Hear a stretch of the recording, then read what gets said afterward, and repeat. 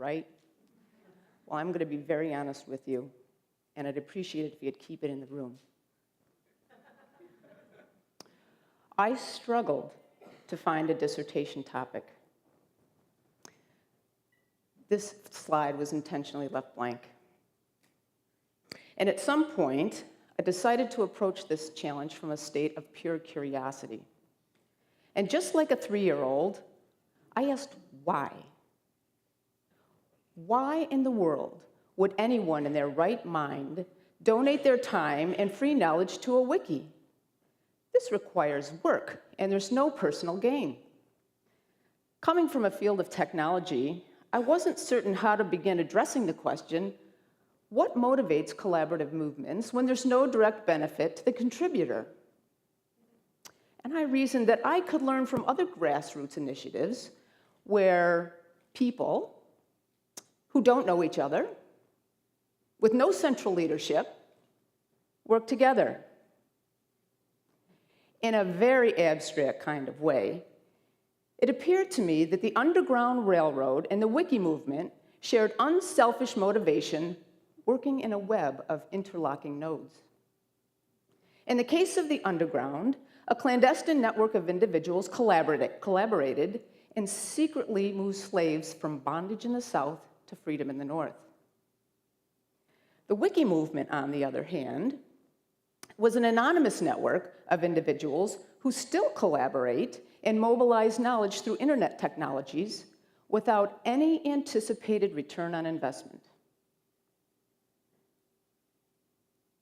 Emotion and intrinsic desire appeared to energize a power law distribution of contributors, meaning few participated most of the time. Small numbers of fugitive slaves, Quakers, and abolitionists were credited with the rescue of many slaves. A study of wiki patterns shows a similar power law trend, where 1% of wiki users contribute most of the time, 9% contribute occasionally, and 90% merely lurk. Of course, neither of these movements existed without personal risk. But there's absolutely no comparison between the human suffering endured in the 1800s with the 21st century wiki movement. Slaves traversing the Freedom Network suffered harsh travel conditions and poor health, knowing full well that their capture would result in brutal punishment, along with the condemnation of the station masters aiding their rescue. On the other side of the tracks, Wikipedians exposed their knowledge at the risk of being criticized, ensuing edit wars, or provoking editorial vandalism with the possibility of being banned from participating at all. Inside the corporate firewall, this egalitarian tool creates new challenges for organizations that aren't quite so open. Doctrines of process, hierarchy, and behavioral norms have interfered with open wiki-based participation. Just as slaves learn not to speak in disfavor of their overseers, so too have employees learned not to persist dialogue that could damage their reputation, their performance evaluation, and relationships with others. For a majority, the risks were simply too high. A sense of ownership exists in both contexts. Slaves were considered chattel, property that was bought, sold, and managed to remain a master's possession. Knowledge, on the other hand, has traditionally been treated as a commodity, an asset that belongs to individuals or is vended in the marketplace.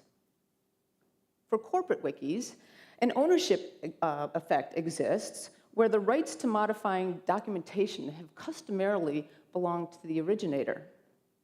Client-server architectures, corporate silos, and competition have fostered this mind yours mentality where the fear of negative consequences is associated with changing someone else's words in a wiki. In 1863, January 1, Abraham Lincoln signed the Emancipation Proclamation. Slaves then began their legal treatment as humans with rights. Not so dramatically, wiki technology and collaborative computing has triggered the democratization of knowledge, the liberation of freely amassed freely acquired information. In both of these scenarios, individuals acted on behalf of others without expectation of rewards or recognition. From psychology, these are considered acts of prosocial behavior. In the case of altruism, action is voluntary without any anticipated personal gain. For egoism, action is still voluntary. However, there's some anticipated personal benefit, if nothing more than the relief from stress.